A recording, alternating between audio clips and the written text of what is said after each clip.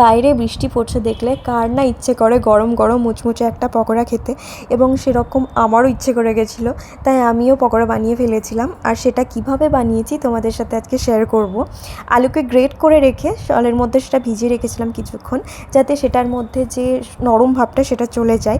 তার মধ্যে আমরা অ্যাড করে নিয়েছিলাম বেসন, হলুদ গুঁড়ো, শুকনো লঙ্কা গুঁড়ো, স্বাদ মতো লবণ আর ধনেপাতা কুচোনো। তোমরা এর মধ্যে চাইলে কাঁচা লঙ্কা কুচোনো অ্যাড করতে পারো, যারা একটু বেশি ঝাল খেতে ভালোবাসো। আমি খুব একটা ঝাল খাই না, তাই সেটার মধ্যে আর কাঁচা লঙ্কাটা আমি অ্যাড করিনি। এবার এটাকে একটু মাখো মাখোভাবে মাখবে, বেশি জল দেবে না, কিছু ফোঁটা জল দেবে শুধু। আর এটাকে এবার গরম তেলের মধ্যে আমরা ভেজে নেব। এটাকে তোমরা তোমাদের পছন্দ মতো শেপ এবং সাইজে ভাজতে পারো। আমি একটু বড় করেছিলাম, তোমরা চাইলে একটু ছোটোভাবেও ভাজতে পারো।